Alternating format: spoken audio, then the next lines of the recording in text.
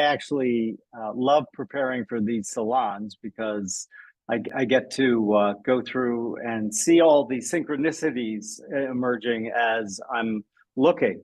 I mean, literally today, as I was getting ready, on Twitter, on Instagram, on the social media, on everywhere, all of these great examples presented themselves. For example, there was one on when we released 14 wolves into Yellowstone, and what happened afterwards was kind of like incredibly Taoistic in what happened, in that we released 14 wolves and suddenly they start hunting deer. The deer change their behavior and they move away from sites that then can see a return of flora and fauna. They kill coyotes, and coyotes are predators of rabbits. So suddenly there's many more rabbits, many more birds, rivers changing direction from 14 wolves, and really reflecting the harmony in nature. And really, that's what the Tao, I think, is all about. I started reading the Tao Te Ching when I was 17 years old, and I read it virtually every year. And then when I was in my mid-50s, I finally began to understand it. It can be very, very highly nuanced. And one of the central tenets that I take away from it is balance and harmony, a union between the rational and logical and the emotional and chaotic. Generally yields just much, much better results if what you're trying to do is enhance better explanations for our world. If we get too much on one side, we're going to get hyper technical. If we get too much on the other side, we're going to get hyper woo-woo. I think that there is a place in the world for both. Kind of to begin, you know, when we look back at history, we see that many societies were essentially based on fear. Those that ran society tried to condition the population that they really needed to be afraid. And they wanted to do that, I think, because people that are afraid are much easier to control.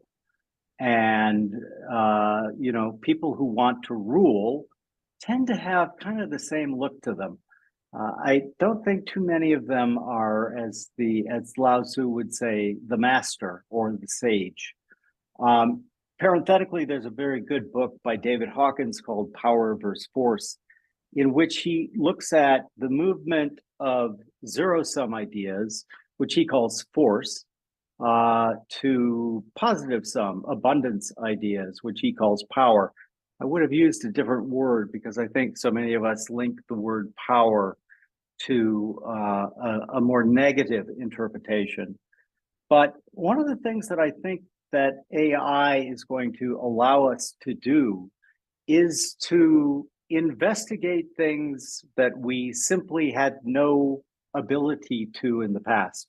So, for example, a single human being, a group of human beings, can't look at a data set of 100 million vectors and say, oh, look, this one and this one and this one and that one way over there all connect. Whereas AI can do that quite easily. So I think that AI used correctly can be an amazing tool for we humans to gain insights not only into ourselves, but into the natural world, into the universe, into a whole variety of things by extending our reach, so to speak. If you think about it, I was around when the internet came around, and I got super excited. I had one of the first user IDs on CompuServe, where it was all numbers, and so after the big number there was a comma, and if you had 2 digits, boy, you were a pioneer. And I was quite proud that I had 2 digits, meaning I was one of the first people there. And I got so excited about it because I saw that for the first time in human history, we could literally link human minds together across the globe and create the beginnings of the human colossus. And I view, Steve Jobs called computers bicycles for the mind. I think that AI used again properly, and we'll chat about that and what I mean by that, are actually rocket ships for the mind. They are incredible tools for we humans to learn, to innovate, to investigate, and to strip away much of the ignorance that has still in 2024 guided many of our thoughts and decision-making processes. One of the things that I love about AI is you can use it virtually to extend your own thinking process. I should take a step back and say, I am a passionate believer in the Centaur model of AI, which is man plus machine, woman plus machine. I am not an adherent to the we'll let the machine do everything for us. I honestly think that that would basically just deliver a bunch of dreck.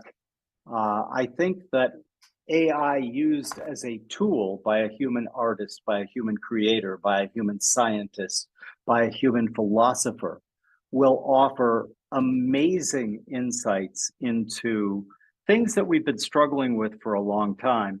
And, it's funny, I put up on Twitter that I'm giving a talk about AI and Taoism. So naturally, I turn to the AI and ask it what it thinks about that. And what was really interesting was it was really close to the outline I had written. It added a few things, but I have it in front of me. The harmonies of opposites. I'm a huge believer in that. I'm a huge believer in that we need yin and yang. We need Apollo and Dionysus. We need Lao-Tzu and Confucius. By combining these rather than separating them, we're going to get a more holistic, and I hope a truer sense for the way things really are. And, AI will be able to be used to make incredible discoveries and advances. That's the yang part. But it's also going to present us with potential serious ethical dilemmas. And as we always know, as even Lao-Tzu said himself about the Tao, the Tao doesn't take sides. The Tao doesn't say, I'm only going to put good into the world. It gives birth to both good and evil. The master, says Lao-Tzu, welcomes both saints and sinners. And then he adds that the more you use the Tao, the more you get. And so I think that another thing that I find fascinating is the potential to finally help humans as a species and as a culture move from the rubric we've lived under for most of human history, which is that of scarcity. that of zero-sum games, and move more towards positive-sum games. And this is important because it's not just AI, it's the fact that the internet brought us interconnectivity, which allowed diverse minds to work with one another.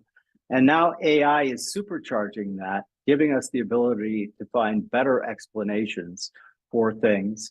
And I think that the best way to look at it is if we could take a very Taoist view on how to develop AI, I think we would get closer to the mark than we have been getting thus far. Everything's an iteration, right? But some things are also exponential explosions. So if we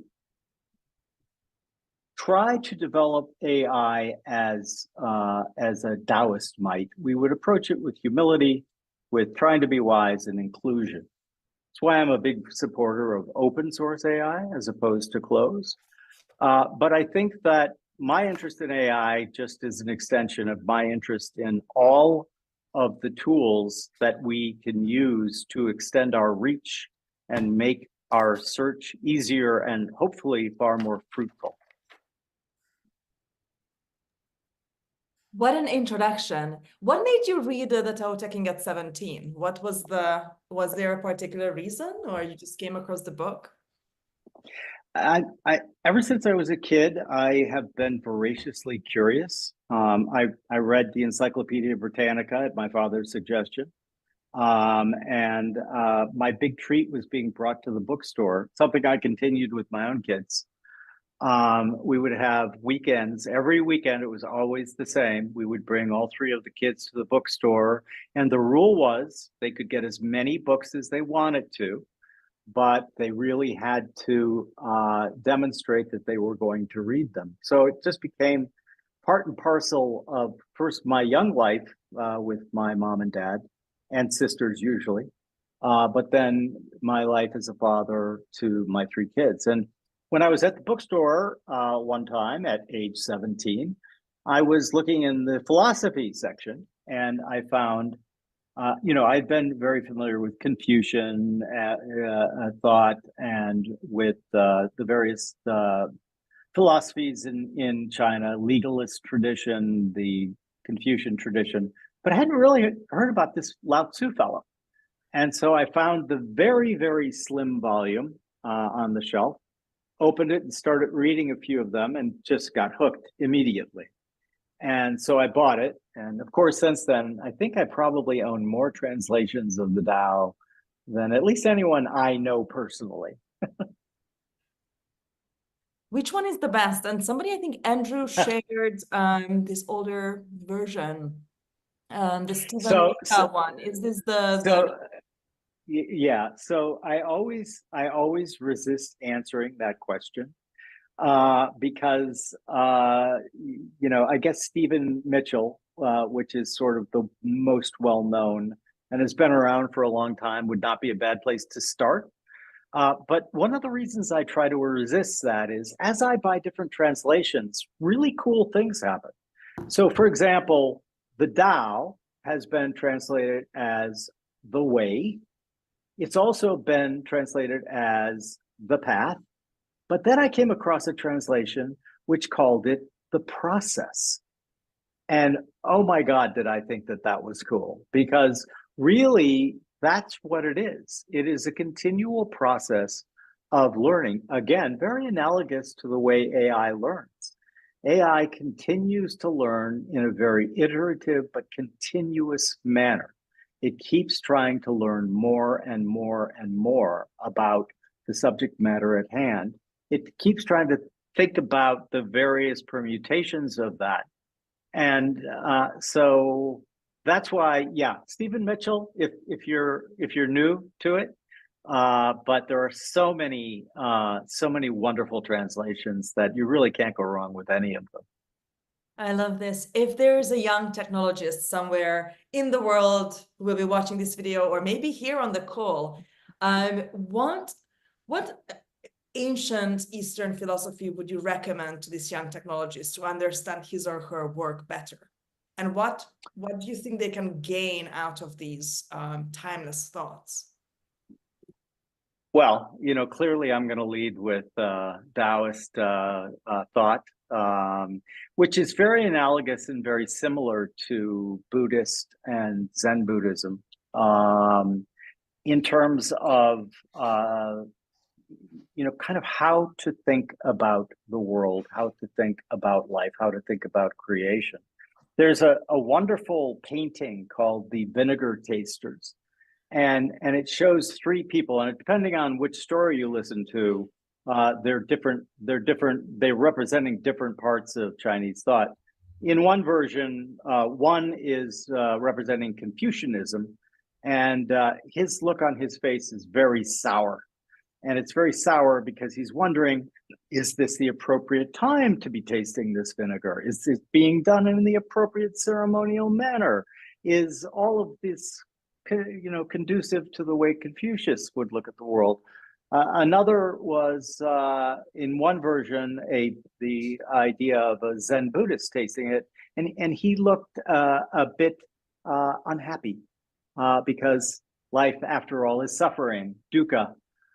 And then the third, of course, was representing Lao-Tzu, and he had a huge smile on his face because he was allowed to taste the vinegar in the first place, and wasn't that lovely to get yet another experience in life? Basically, the Taoists look at life as an adventure, right? The journey is the destination. And I move that over to learning and curiosity. It's not so much that you want to know everything, because what we know today might turn out tomorrow to be untrue. Again, back to AI. I think that we will see AI exposing a lot of naked emperors. And by the way, I think that's one of the reasons why you see the legacy people of power not very happy at all about AI. Imagine if, back at, again, the dawn of the internet, imagine if the legacy media companies had gained control of it, as they tried very, very hard to do. The internet would not look anything like it looks today. It would probably look a lot more like the Oasis did in Ready Player One. And so the idea that the internet literally looks at things like censorship, et cetera, as a fault in the system and routes around them. And hopefully, if we're using AI and the tools correctly, we'll be able to find very similar things there. But one of the things that I love also is the very nonlinear nature of AI. I was thinking about the Wright brothers last night, and when they flew, I think their entire time in the air was like 12 seconds, and they went like 100 and some odd feet. And yet somebody watching might go, okay. But what they did was they disproved what some of the smartest people of history believed, was that heavier than air machines or people could not fly. And the moment they were up for those 12 or 14 seconds, they proved, no, that's wrong. I suspect that we will see many such type proofs coming from AI, human collaboration. And I want to underline that. A lot of people, especially people who are fearful of AI, the paperclip people, the, Terminator people, I understand it's something new and can be terrifying. Jed McKenna, who I love, as you know, said that, we're essentially fear-based creatures, and the fear that rules all is the fear of the unknown. And one of the things that we evolved to be was pay attention to special novel dangers and fears, because after all, we are the descendants of all the people who ran away when that bush was shaking. So it's very much ingrained in our nature as human beings to be cautious, to be fearful. And one of the things that I think that inculcates that fear is that othering of AI as some anthropomorphic entity. I think much better to look at it as a tool in which we will extend our reach, as most of the advances that we've enjoyed as civilization have occurred over time. And also, another thing, I love the Bucky Fuller quote about how sometimes people are opposed to things simply because they're not tuned in. And he gave an example of the microscopic world. He said, you know, before we had microscopes, we didn't know about the microscopic world. There, you know, we had no knowledge that it existed at all. The microscope allowed us to tune in and go, oh, heavens, look, wow, there's something there. And in much the same manner, I think we have a much more powerful microscope and telescope in AI, in that it can accomplish things like looking into arrays, as I mentioned earlier, of hundreds of millions of data points and ideas, and isolate just those few that might let us see better into the liminal spaces that we as humans really just can't even look into. So I think that the young engineer would be well served to at least pick up a copy of the Tao Te Ching. I'd also recommend looking at Zen Buddhism, Stoicism, and some of the earlier Western approaches to discovery and understanding. That's the other thing that I think Taoism understands very, very well, and that is this idea that, you know, the scientific method is marvelous, and we've made such advancements with it, but as part and parcel of the scientific method is the idea that, hey, take no one's word for it. Like, yeah, sure, you tell me that that's true, but I'm going to look into it on my own. If we get AI to a position where it is ubiquitous and available for everyone, this is very important to me. I don't think that AI should be controlled by a few. I think that creates a panopticon, a very powerful panopticon, that can tell you what to think, what is and isn't true. In other words, it's a form of control. Back to the book I mentioned earlier. I think that for better AI to emerge, we have to take the much more Taoistic approach of diversity, of a variety of cognitively different minds working on the problems. And then, and importantly, this is a key element here, it should be available to all. Thank you so much, Jim. We have a question from Diana. I'm going to ask one question myself, then we go to Diana, and then I'm super happy to open the floor and would love to hear from you guys if you're happy to share what might have been a text, spiritual, religious, or literary, that was an unlikely inspiration in your journey, in your career, whether that's technology, science, finance, or whichever walk of life you walked in here today. I find that very often, you know, our intellectual journeys stem from really unlikely places. And there is a lot to discover and recommend when it comes to these unlikely texts. So I'm just going to go to my question, then Diana, to give you also a couple of minutes just to think about it. So my question, Jim, and maybe this is a bit cheeky, and you're very welcome to offer a vague answer, although knowing you, I don't think you will. I think you'll be very happy to speak your mind. Which technology company today do you think gets it right when it comes to some of the spiritual truths that we might discover reading the greats? Oh dear. If any, maybe none, I don't know. I don't know which company gets it right in terms of marrying the spiritual and or the search for enlightenment as part of its ethos. But I definitely think that the open source community in AI gets it more closely aligned to those underlying principles than the companies who want to have a closed system which is controlled by a few. I call it the panopticon.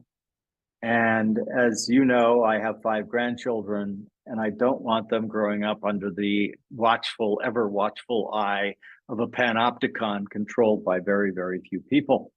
I mean, honestly, most civilizations have consistently been built on lies, collective illusions. And, that creates the base state for reality. Again, the very cheeky Jed McKenna said, crazy is a numbers game. And then his conversant says, like, if enough people do it, and then he responds, it ain't crazy anymore. And yet, alternatively, he also says, if you're hosting a little tea party between Lord Lion and Lady Gazelle, and someone comes along that doesn't believe your fantasy narrative, the problem isn't so much that they're negative, but that maybe your make-believe world is a bit fragile. And so I think that AI will give humans the opportunity to investigate what theories and beliefs are fragile and which ones are a bit more robust. And hopefully, I once had the idea that we should just have 2 AIs go at it endlessly. We should, have 2 adversarial models, and we could give them everything. Let's do Plato versus Wittgenstein. Let's do Socrates versus Kant. Endless, and just have them fight it out. Imagine how much we could learn from that alone. But I also think that it's going to give an unbelievable power to the regular person if we allow it to be free, open, and accessible to all. And just the amazing, I had an experience with one of my grandchildren, my granddaughter. She came into my office and said, what you working on, Papa? And I told her, and she goes, oh, will you ask it? And she started listing this series of questions about the children's book that she was reading. And I started doing the questions, and first just translating what Maeve had said to me, and then reading. She could read fine, but I would read it aloud. She's like, I never thought of that. Wow. But then it was just because in real time it was so cool. She goes, well, that makes me wonder. And then she had this whole, just out of her came this whole series of questions that she was learning from interacting with it. I think that those kinds of use cases are going to be almost miraculous, especially for people learning or attempting to learn new things. I love this. And if you don't follow Jim on Instagram, he has some of the best family content ever. And also this beautiful debunking of the idea that having a very successful career means you can't have a beautiful family life. I mean, I think, Jim, we all learned so much from you, how to, organize life around children and grandchildren. It's really, really inspiring to me. So we have all the girls have questions. We have Diana, Kenna, and Anna in this order. Diana, the floor is all yours. I'm so curious how where this will lead. 3 very different questions, I think. Cool. Thanks, Anna. Hi, and yeah, thanks so much, Jim, for the presentation. Really, really thought-provoking. So you made a mention to like that, but potential, the promise of AI to move us from zero sum to, what was it? Happy sum? Positive sum. Positive sum, yeah. And I think, especially given your, background. Happy. That's even better. Happy sum. That would be a good title for a book. I like happy sum. Yeah, that's good. I might be stealing that. Yes, please. No copyright lawsuit here. Yes, especially kind of given your obviously impressive experience in the VC world. So like, what do you think would need to happen for that prediction to become true? And also, given all the crazy stuff going on, what do you think VCs could do better to help us move in that direction? Sorry, I have a really bad habit of asking like 5 sneaky questions as part of one, so please feel free to just, ad-lib. No, that's okay. That's very creative. Boy, when you get your hands on AI, it's going to be 15 questions. You're going to type your original ones, and then you're going to go, that's an even better one. I think that what VCs can do is invest clearly in people who are aligned with the way the VC, in my case, I'll just talk about myself if that's all right, that invest in companies that align clearly with the way you think might be the best way. And of course, I want to emphasize, you think might be. I am certainly not certain that I am correct. If anything, I have learned over time that I'm probably usually not. And I try to remain open to the idea that another point of view is superior to the one that I am currently using. But openness, transparency, the ability of every interested individual to make a contribution to the development of that AI. One of the reasons why I'm such a strong supporter of open source rather than closed. And ubiquity. I believe that this technology is probably the most powerful technology that's been developed in my lifetime, maybe in many lifetimes. And for it to be used appropriately, in my opinion, it really needs to be ubiquitous and available to all. And in such a manner that, listen, I can't remember whose quote this is, but it goes along the lines of, no matter how brilliant a person, no matter how insightful, no matter how clever and creative, you can't ask them to make a list of things that would never occur to them. And the idea is that when we allow many minds, a lot of cognitive diversity, this mind over here thinks very differently than this mind over here, but that's okay. In fact, it's superior, right? Because then we don't get it just going one way. We want the ability for those ideas to percolate and each make a contribution to the underlying development of the AI model. So that would be my view. We've attempted at O'Shaughnessy Ventures to back both open source, but also to back projects like we have one that's called WAND, which is for graphic artists. What it allows them to do is iterate on their own work, which I just think is really cool. What they do is they can load their own work in, the AI spits back variations on it, interpretations. The artist finds one they like, they start working, and then it iteratively goes back and forth and back and forth. I think that metaphor, you can extend it to a variety of things. You can extend it to scientists, you can extend it to entrepreneurs, you can extend it to writers. And so I'm a huge believer in the human plus the machine. I think that's where the gold is going to be. Thank you. You're welcome. Thanks for coming. Yeah, and keep all the courageous questions coming. We have a bunch of people queued up, but the next one is Kenna to take the floor, and then Anna. Hi. So yeah, Hi, Kenna. Hi. I am interested in the yin side of AI. I like how you put it in that lens. And so I started thinking about how humans can possess quote unquote supernatural powers and what would happen as the intelligence of the machine increased on the planet. And according to astrologers, the supernatural abilities of humans would increase. And so then I thought, could AI possess supernatural powers? Because humans channel their ideas from somewhere beyond the intellect. And then I started to look into occultists and saw that a lot of them were also mathematicians.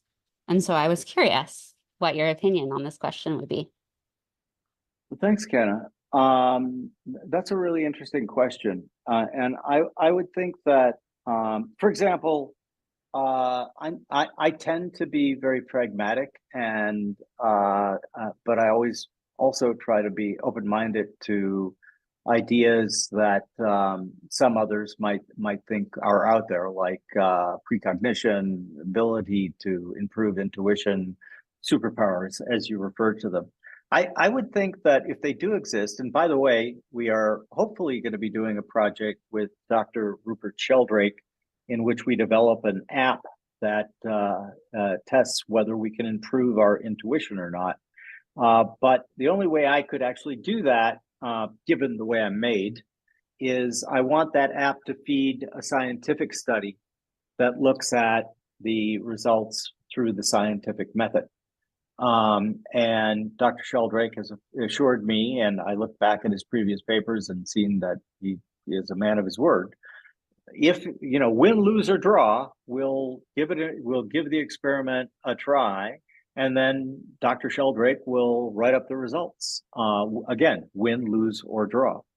So if such a finding were to be significant, then I would think that I don't know that I would separate out the AI perchance, but rather could an AI in concert with a person who had a particularly well-tuned intuition or other superpower, could they make use of the AI to enhance that power? And my guess there would be absolutely yes. To take it to a more a less exotic domain, I think that's true for everything. I think teachers are going to be able to use AI in spectacularly new ways to allow them to get messages across to students that they weren't able to in the past, because the AI will be able to model the student, and they'll be able to communicate in the student's preferred way of learning. For example, most of us are visual learners, but a significant minority are auditory learners. So literally, if you say to an auditory learner, can't you see the big picture? The answer is no, they can't, but they can hear the bell ring. They can hear something that sounds right to them. Same with kinesthetic. You don't want to say, does that ring a bell? Do you see the big picture? You want to say, can you feel what we're talking about here? And for AI, it's a trivial manner to reorder the way you teach your lessons to that type of learner. And I just think that that's going to be a huge unlock for our ability for great teachers to, again, use it as a tool in their arsenal of helping children and adults, for that matter, learn. I think, parenthetically, I'm an investor in Stability AI, which is an open source AI foundational model company. And last year, or actually the year before, we were asked by the country of Malawi to do an experiment where we would train, I think it was a third of their school children. And what we provided were tablets with AI installed. And the interim results that we've received are like stunning. The children being taught with the AI-enabled tablets are well ahead of the students being taught in the traditional classroom environment. And as a matter of fact, I think the Minister of Education has asked that we increase the number of students that we train with these AI tablets. So I definitely see it as an Archimedean lever that's one of the longest that we've ever seen, with the ability to use it to gain sort of exponentially insight into a variety of fields, including the intuitive, including the ones that you mentioned, and kind of actually look at, I'll give you a use case. What about looking at people who, through observation and through paying attention to either the guesses or forecasts that they made, we did a study, an AI study of the 100 that seemed to be the best at making those types of predictions. The nice thing about AI is that it doesn't have, for the most part, unless they're built into it, a completely unneutered AI will not have biases in terms of its human creators. A lot of the AIs of today, as we all famously have seen with the kerfuffle over Google's Gemini project. But I think that unneutered, unlobotomized AI will be relatively neutral, and it would be able to look into what are the common characteristics of these people with these abilities. Is there something in a space where we can't see it by looking? Because after all, we are a bit more limited, we humans, in our ability to do that. It's, you know, I often say glasses, right? Who would be opposed to glasses that allowed you to see better? I don't know many who would. And yet that is not a bad metaphor to allow us to do. Again, going back to Bucky Fuller, it will allow us to tune into things that previously we simply couldn't because we didn't have the ability to do so. So, yeah, I'm not only are we going to, at least it looks like now, come out with this app on intuition and improving intuition, and link that to a scientific study that really says, okay, this looks like it can be improved by this much, or gosh, we thought it could, but at least this app didn't do it. And in that case, yeah, it will be, I think, instrumental in helping we humans extend the ability at looking at things quite differently. Thank you. You're welcome. Thanks for the question.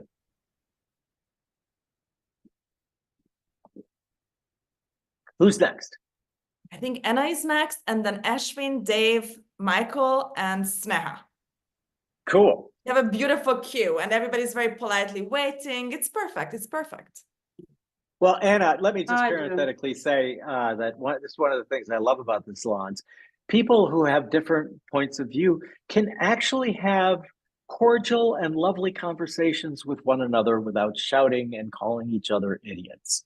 So bravo to you, and Anna. our audience. Bravo Thank you so to much. you. This is really the value of our community and our MO and our audience, and one of my privileges in life to participate in these conversations. Thank you so much, everybody, for being here. And I mean, you know what Kenna said, what counts as pseudoscience, what counts as impossible, what counts as the myth of learning or intelligence in a given era is in many ways not just either a convention or just speaks to the stage of evolution that we are scientifically.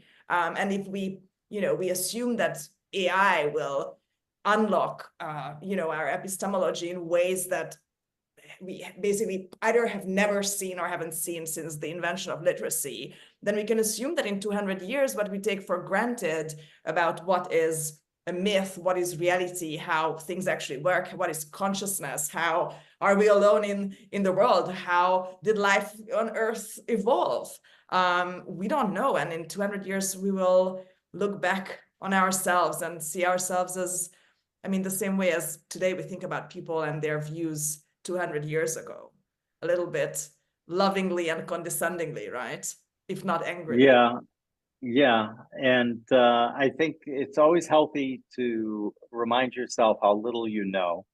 And another thing that I try to always do is when I'm trying to understand something new or come up with something new, I always try to look at myself as a co-creator, not the creator, because the creator jumps those ego points really high in your system. And this is mine, this is my idea.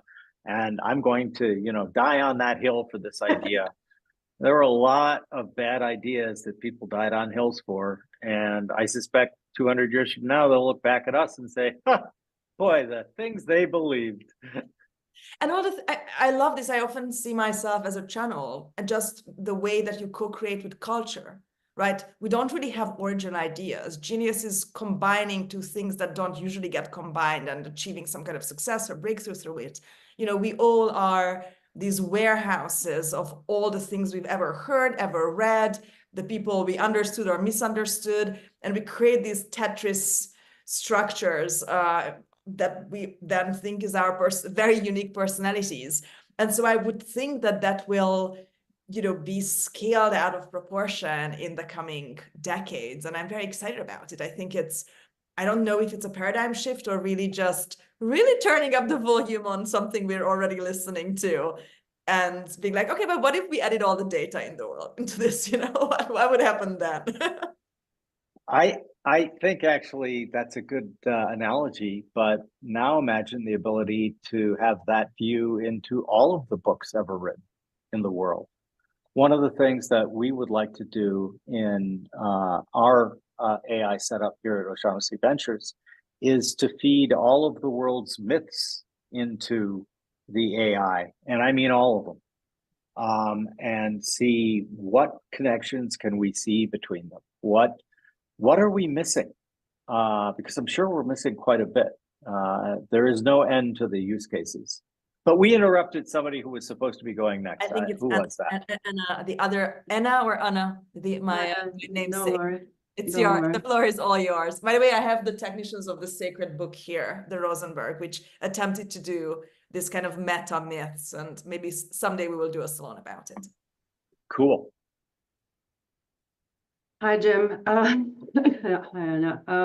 I agree with everything you say on AI. I'm bullish in general. But having gone quite deep into looking into the nature of reality and consciousness myself, eventually I can see that if someone goes deep into these corners, and we have a very smart AI that people respect, let's say, and the question is posed about the nature of reality, it's not unrealistic that the answer would come that, yes, sorry, you're all an illusion. You don't exist as separate individuals. And sorry. So if you have a good background in probabilistic thinking, not believing things, you read Taoism, you read Buddhism, great. You kind of can weather the storm of your identity being dismantled. Also knowing that there are people now who have non-dual perception and kind of see weird shit, excuse my language, and you then are a 17 or 16-year-old playing with this AI and it tells you that, and you don't have the container of a grandpa who is Jim O'Shaughnessy, who is like you can walk up to and ask weird questions, but you're in a normal household, let's say. What do you think we can do for these people to soften the blow for the ontological shock that this thing is going to bring? That's a great question. And, you know, I don't have a pat answer to it. I wish I did. I think about that a lot. And I think that, as I mentioned, you know, we need yin and yang. And one of the challenges is what we think now makes I always think of Agrippa's trilemma, right? Which is basically an argument over why logical systems need to be analyzed very, very closely, because they all suffer from the idea that we can gain sort of absolute certainty about things. And when you really look at them, another great piece to read with that would be Lewis Carroll's What the Tortoise Said to Achilles. It's basically the idea that if we keep going down, and Bertrand Russell did a lot on this too, if we keep going down and down and down, trying to look for an axiom that is the axiom that's at the bedrock of all of these logical assumptions that are built on top of it, generally speaking, what we find is a human simply asserting this is true. And so I suspect that if AI got into a situation where it was claiming that everything you think you are is an illusion, in other words, sort of the non-dual perspective. No, it is That- not an illusion, as in materially, it's an illusion. It's not energetically an illusion, let's say. But for Right. many people, that those two are linked, right? Yes, yes. And I guess I would say that you know, I can't, with the knowledge I have right now, I can't forecast what the outcome is for that child. I wish I could, but I think certain minds will look at that and think, oh, yeah, that makes a ton of sense. Yeah, I get it. And other minds will be freaked out by that notion. And I don't know whether, again, I'm literally doing this on the fly, so forgive me. Sorry. But my idea would be you could have AI notice that this is happening, and you could have a program kick in to make sure, like, hey, don't freak out. Like, here, think about these various things, and bring the person back down to, no longer hyperventilating. The idea that you don't have the limitations and it's not a one size fit all. That's one of the things about AI that I think is so cool, right? It's not like you're in the AI system, you suddenly believe that non-dual awareness is the way things really are, or at least you're convinced of that. And depending on how you react and the questions that you ask and the things you say back to the AI, it could monitor for the idea, like, what's the first robot rule for robots? Do no harm to humans. It could say, okay, this may seem shocking, but what about X, Y, and Z? At least that would be one way that I could see it iterating. And because it continuously learns on what you say back to it as well. It's not just saying it to you. It's a two-way process. And so I would suspect that as we develop it and as we understand the way it works better, that type of safety valve, if you would, could be very, very helpful. It wouldn't have to deny the idea being discussed or contemplated, non-dual awareness, but knowing the user, because that's another aspect of AI, it learns on you. And it learns what resonates with you and what doesn't resonate with you in a way that I think is amazing, and that, the best humans can do it, but a lot of people can't, whereas the AI can. And so I guess that would be my on-the-fly idea. I'm sure there's tons of holes in it, but here's another great reason for why we need cognitive diversity. I could throw that out there, and then hopefully people who think I'm full of shit can say, oh, no, Jim, you're absolutely wrong. Here's how you got to do it. And when you have that give and take in an environment like this, in an environment where people are not trying to score points by besting somebody else's argument or gotcha or aha, I'm going to destroy you now. But in an environment where cooperation and the idea of discussion to get to better explanations really means something, maybe someone here has an even better idea than the one I just kind of did on the fly. I like your chair, by the way. Thank you. The chair is amazing. Thank you so much, Thanks. Anna. Thank you.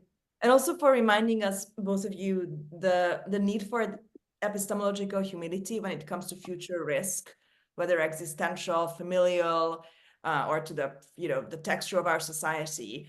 If you look back at all the frights over new technologies, basically for as long as there have been newspapers, there were headlines warning you against the bicycle and the telegram and everything, right? Everything was going to destroy you. They always right down to writing, right? Yeah, absolutely. Plato thought writing was a really bad novels. idea. Yeah, women reading novels will corrupt us. The horror. It did, right?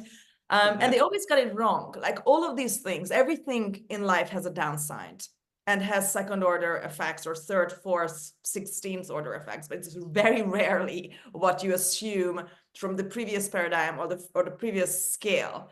And so I always, try to urge people to just be ready to be surprised, ready for the unexpected, expect the unexpected, and rather develop. And maybe this is where we can learn so much from the Tao, to develop this almost, objectless flexibility, where you have this, watery cooperation with the world, but it doesn't, stick to specific problems or specific things, because those specifics always change. So that would be just my little PS to that. And Ashwin, thank you so much for your patience, and thank you for all the more. I think David and Vincent also has questions. So we go Ashwin and then Dave.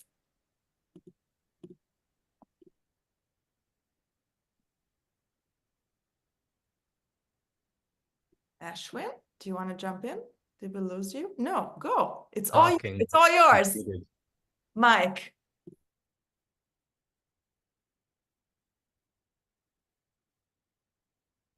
Can't hear you, Ashwin.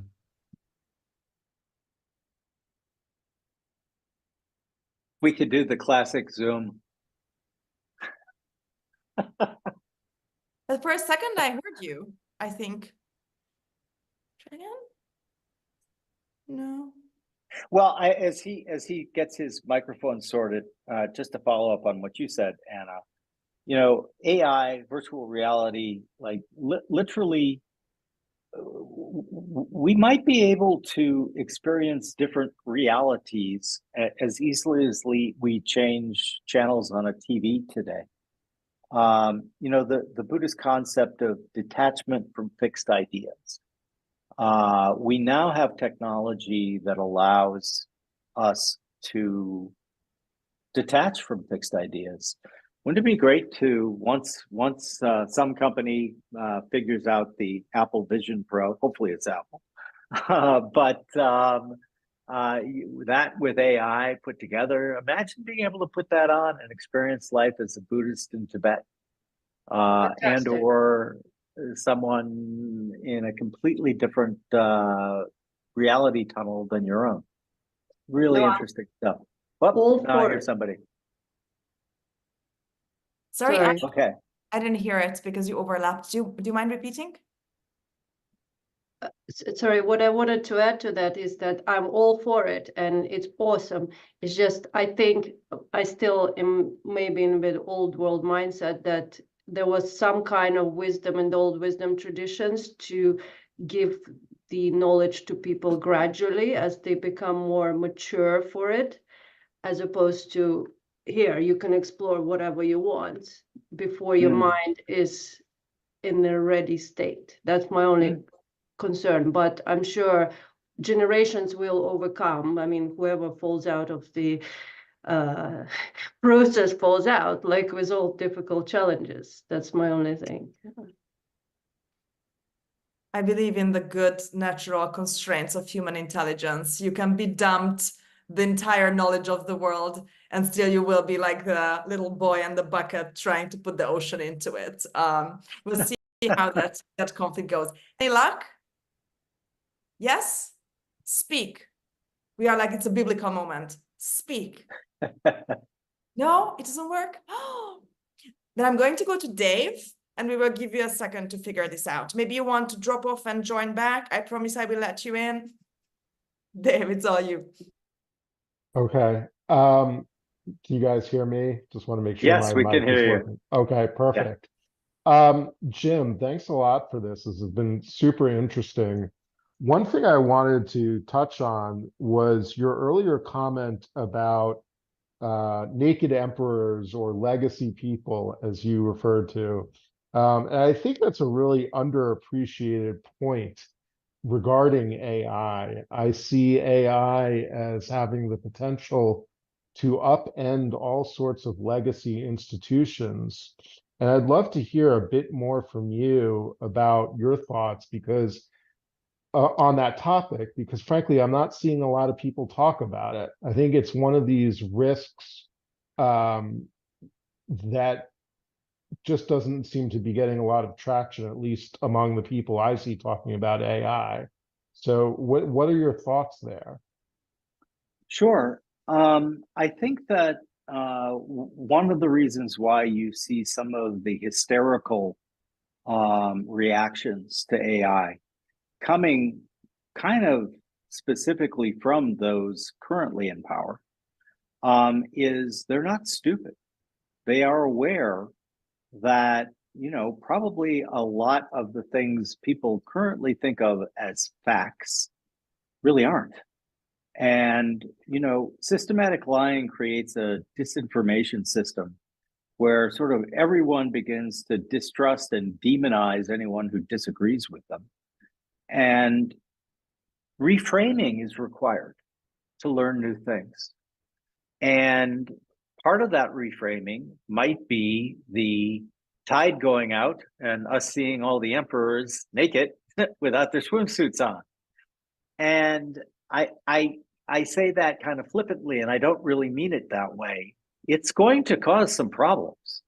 It is going to cause some serious, when we had an original meeting on how we were going to approach AI, a friend of mine who's a technologist, but also speaks Normie pretty well. I can't forget what specific topic we were on, and he was like, guys, you don't get it. This is Game of Thrones, guys. This is going to be a Game of Thrones, and people are going to fight to the death over this because, and then we went into the conversation about it exposing a great deal of, disinformation, confabulation. Wouldn't it be great if this were true? And then asserting it as true, which it isn't. And look, I think that I'm not in any way naive about the fact that that's going to cause some pretty intense battles. You kind of see it right now in the behavior of the old power structures. The one aspect that I would say, and this is bigger, so I want to underline that. But it's instructive for us to look at what happened in the past when a new technology came on the scene. What happened? Well, what happened was the existing power structure did everything in its power to kill it. In fact, it gave me one of the good ideas, and I heard somebody who was talking about Bitcoin, which I don't really know much about, but I really did like this framing. And she said, one of the things that's very interesting to me about Bitcoin is they can't kill it. They keep trying to kill it, and they can't kill it. And so that would give a nod to Taleb's anti-fragile. And so I suspect that a lot of, what did Ben Graham open his securities analysis with the quote, the old Roman quote, many who are currently in honor shall be fallen, and many of the fallen shall be restored to honor. So it's not like we haven't done this before. I don't think that we've done it at this scale before, because I definitely think that, listen, a lot of the way society is, and by the way, this isn't a conspiracy. It's we see it in societies all throughout history. Societies develop to, the rulers of those society want order, they want power, They want the people to do what they want them to do. And so one set gives you a set of commandments, another set gives you angry gods, another set gives you dialectics, another set gives you, well, the market's the best, and here's the reason for that. But they all have operating paradigms that work best for them to stay in power. So I suspect, as one simple example, I have seen some early research on scientific papers that have been analyzed by AI. And it is a not insignificant number of them that are coming up as fake data, plagiarism everywhere. And the other one that I thought was really interesting was very weak original sources that ended up winning because they got cited by more papers than any other. So that's how it happens these days, right? So if a paper is cited by many, many other papers, it goes up the tree and it becomes a self-fulfilling prophecy. Well, what happens when you then analyze, okay, let's go look at the thesis or the axiom in that particular paper. Is it robust? In many of the AI analysis I've seen, it ain't robust. It simply just got cited more. You can game those systems all day long. And AI is going to make it much more difficult to do that, because you'll have it running, what you'll see is, again, back to yin and yang. Some people are going to use this for ill. There's just no way around that. And rather than bury our head in the sand and say that's not going to happen, I think we should prepare ourselves for countermeasures.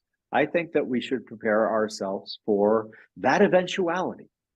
And so that's a simple example, but then imagine what's going to happen when all of and I hate to be US centric here, so let's make it Congress or parliaments or whatever ruling system passes laws. What's going to happen when we put all of those laws in the AI and say, what do you think here? And then they tie back. Well, this law is here because of this special interest over here who gave this amount of money to this senator or this member of parliament. And people are going to have access to clarity around things that they simply lacked in the past.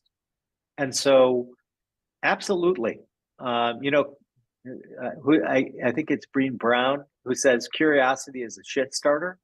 And AI is going to be one hell of a shit starter. Very insightful.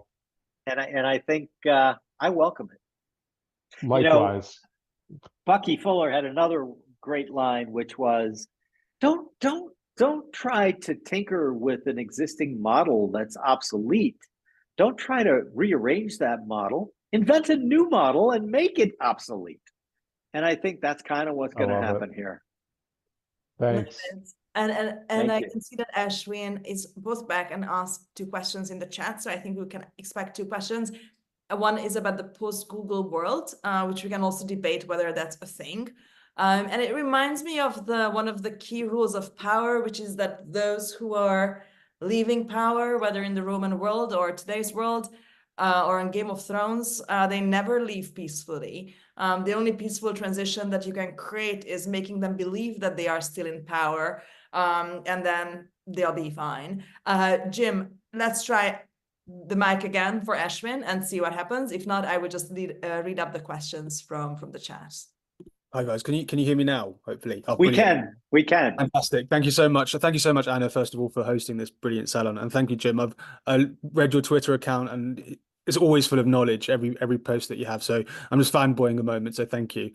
So I think just reflecting on the way I use the internet at the moment, and the way I use Google has dramatically dropped since the advent of ChatGPT and Claude and Perplexity. So what do you think about how would a world look without Google? Essentially, where would that search come from? How would we start using the internet? And I think my second question would be, I see that you're an investor in Prophetic AI. I really love what they're doing. I think lucid dreaming is such an amazing part of science. So my question would be, how do you think lucid dreaming would help unlock the hidden realities of consciousness? What mysteries do you think it could solve about reality and the way and our place in the world? Thanks, both really good questions. And obviously, I always lead with, I'm probably wrong, so take it with a grain of salt. I think that Google has really surprised me here. I was fortunate enough to sit in on a meeting a few years ago with their top AI people. And what I found was a group, I was certainly the stupidest person in the room. And what I found was a thoughtful, like really interesting discussion being had among these people. It was obvious that they had been thinking deeply about this. And yet we saw kind of the fiasco that Google has repeatedly stepped on rake after rake after rake. And I think that is what's interesting to me. It's kind of like even having a group of incredibly brilliant people does not mean you're going to win. You can have other people in the mix who have very different agendas, and if they win out, it doesn't matter how brilliant your developers for that particular AI or that search are going to be. And that appears to be what's happened with Google.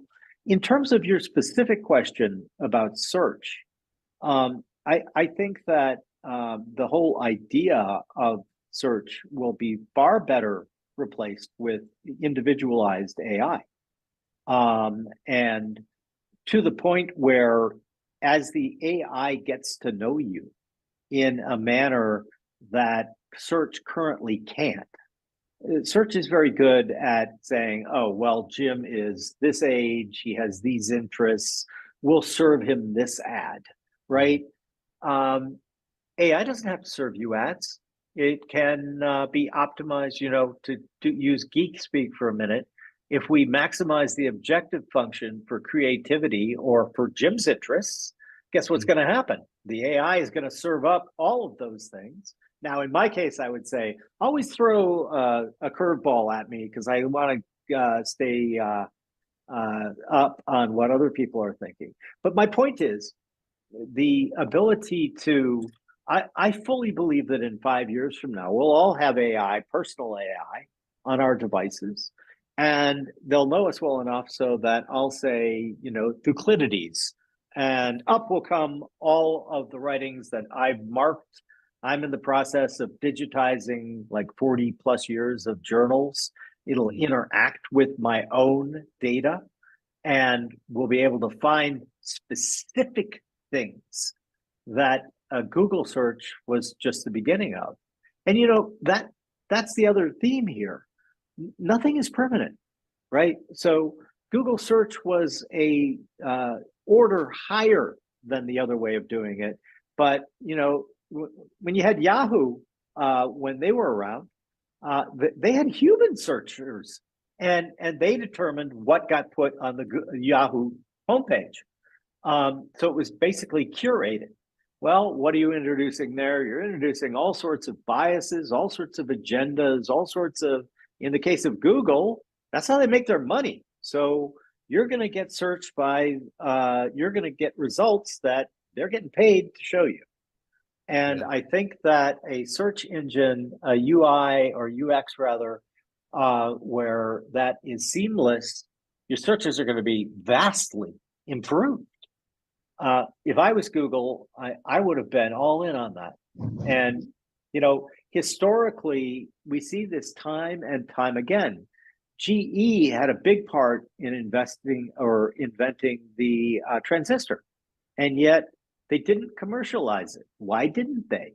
Well, because at the time, their vacuum tube division was the most profitable. And they found it very, very difficult to say, you know what, we've got to do this. It's going to destroy our vacuum tube division, but so be it. easy for people to see in hindsight what should have been done, but it's very difficult to go and kill your most profitable division in a corporation. And then the second part of your question was about lucid dreaming. Yes, we are investors in prophetic AI. We think it's amazing.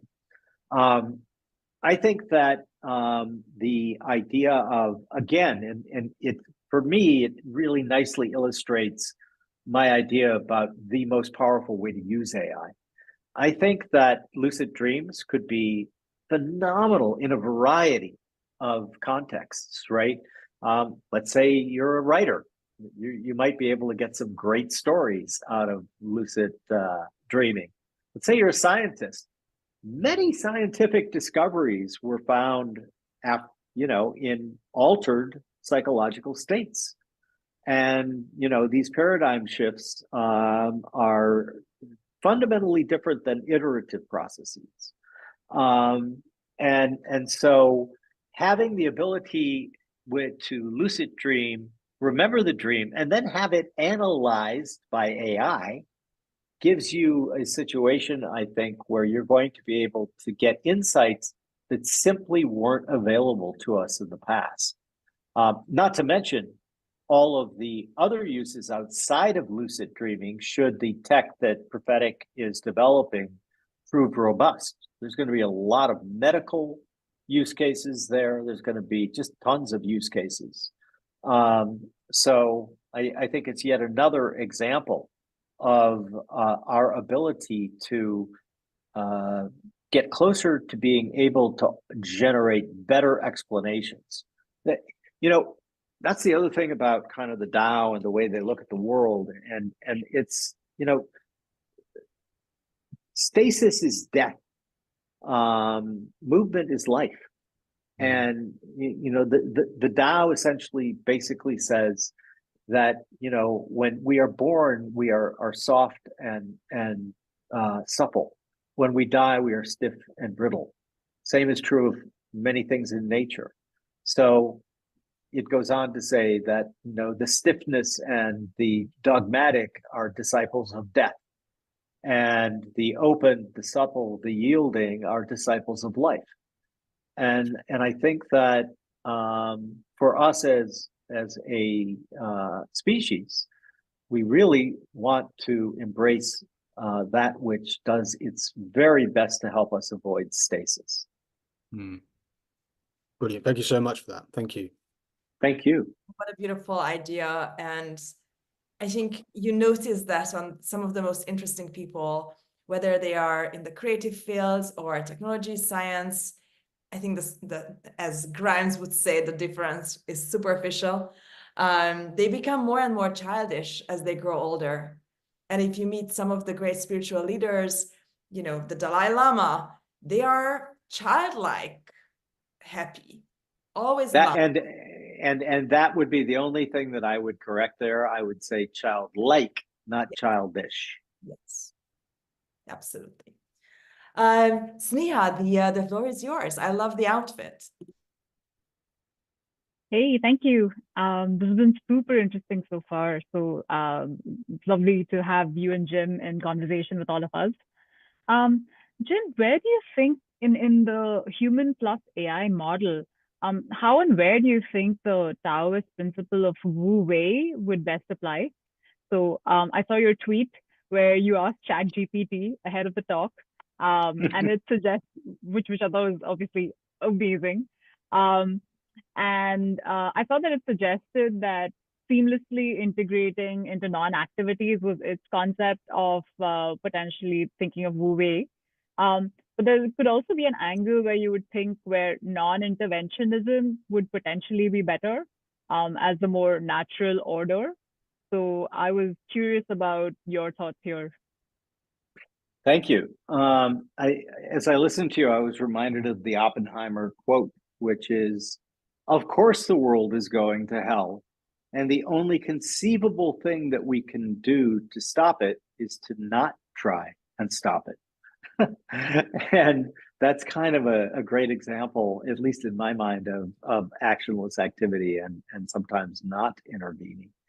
I think that the notion of wu-wei, actionless activity, basically translates into the AI world of always trying to work in harmony with the human user. And there will be times, I think, that the AI elects to not, in quotes, correct the human user in terms of a particular thesis or idea that they're trying to develop, but let the human fall down a little bit.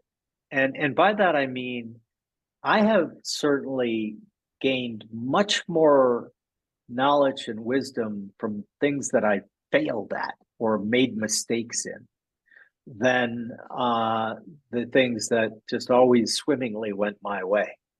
I think that mistakes are learning-rich environments, and that they give us the opportunity to, as I said earlier, understand that to move on to a better understanding or a better explanation, we definitely have to have the ability to reframe.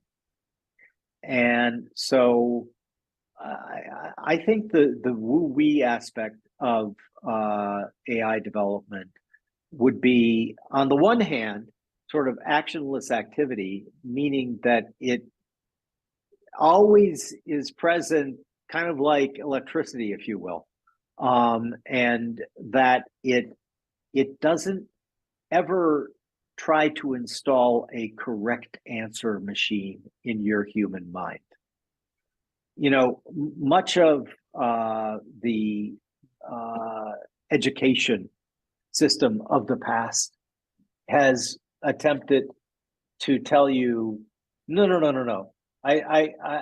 There's only one answer to this question, and I'm going to install that answer in your head, and I'm going to install the correct answer machine, rather than teaching us how to think. It tries and endeavors to teach us what to think. And I don't think that that's actually learning. And so I think that AI will be uniquely able, again, because it's going to be able to train on you and the way you do things, the way you process things. And it's the ultimate in customization, in my opinion. The ability to have a interactive tech that trains on me and can put things in a manner or reframe things in a manner or help me reframe things in a manner that I gain a better understanding and therefore can co-create a better explanation. That, to me, reflects the Taoist notion of actionless activity, wu-wei. I'd also point out sort of the pu, the uncarved block. And, you know, that's all around the flexibility is shaped to the needs of the situation. And I think that there too, its flexibility and ability to know it's conversant in a way that we humans simply can't, because we're not mind readers. We all think we are, but we're not. This will now be able to help us become a little bit more tuned in, if you will, through that avenue of actionless activity. Thank you so much, Jim. I think we have 2 minutes left, so I thought maybe you could choose. Oh man! Wow. One of the questions. We have 3 questions, and you can choose one of them as kind of the outro. Is that okay? Just to be sure. So David, Vincent, and Zach could all ask. So Zach is asking, Jim, you are the emperor of the world, and you can incept 2 ideas into every person's head regarding AI and the Tao. What 2 ideas would you incept? That's one question. Vincent is asking, we shape our tools and our tools shape us. How can we shape AI to help us make progress in our wisdom to keep up with the progress in our technological capabilities? And David is asking, is it true or have you heard that binary logic was inspired or influenced by the I Ching? That's true, via Leibniz. And Alison Gopnik has a wonderful notion on how through the monastery of La Flèche, there were further influences from the Chinese missionaries into Enlightenment thought. Jim, which one of the three seems most salient? Oh boy, that's tough. It's like the three questions, like, what's the meaning of life? Which one seems he has to do in 1 minute? Well, I can do the meaning of life really easy for you. 42. Oh no, it's just a number. And I guess I would take the one about how can we best, our tools shape us or we shape our tools and then our tools shape us. I love that. I think it's quite true to begin with. And I think that AI can shape us for the better by helping us realize and this speaks to the Tao as well, about the interconnectedness of all things. An AI trained in a manner similar to the philosophy of Lao-Tzu would be able to, at least I hope it would be able to, demonstrate this interconnectedness in very tangible ways. Things like I mentioned earlier, liminal spaces fascinate me. And as an individual human, I lack the horsepower to be able to look into liminal spaces. I do have the ability to use the tech to do so. And I think that, you know, the journey that we're all on as a collective species is hopefully mostly up and to the right directionally. That's not to say that I'm not aware of the 1,000 years of darkness that descended on us after the Roman Empire fell, and I'm not I'm not Pollyannish at all about the fact that things can go the other way, and I think that it is incumbent upon all people of good intentions to be in this discussion, to be in the conversation about, you know, okay, we've got this incredibly powerful tool. It can do good, it can do evil. Let's try to do the most we can so that it's trained with the humility of how little we actually know, and use it in a manner to hopefully get us to come up with better and better explanations. We're never going to find the answer. At least I don't think we are, because we are forever learning new and giving better explanations. And to me, that's fantastic, because right now we have this tech in its infancy. And if all of us really take an interest and really have a conversation about how it can be best developed, the idea of interconnectedness can only go to our benefit, I hope. Because when we see the world of today and many of its problems, a lot of them stem from the othering of other groups, right? Like, you're bad, you're horrible, and you're not in my tribe. So little separates us as humans. So little separates us from other living organisms on this planet. And if you look at the planet as a whole, back to those wolves being introduced to Yellowstone, harmony is achieved by a balance. And oddly, Yellowstone had become disharmonious, dissonant, because the wolves weren't there. Put the wolves back, and all of a sudden, harmony gets restored. And that's an interesting idea, because to many people, wolves are not cool. Wolves are not good because they're predators. But we forget that nature is a perfect use case to look at. Look at the way nature develops And that could also have profound implications in terms of how we choose to develop this incredibly powerful technology. Amen. Thank you so much. And Kenna, also thank you for sharing this beautiful poem in the chat by Olivia Butler.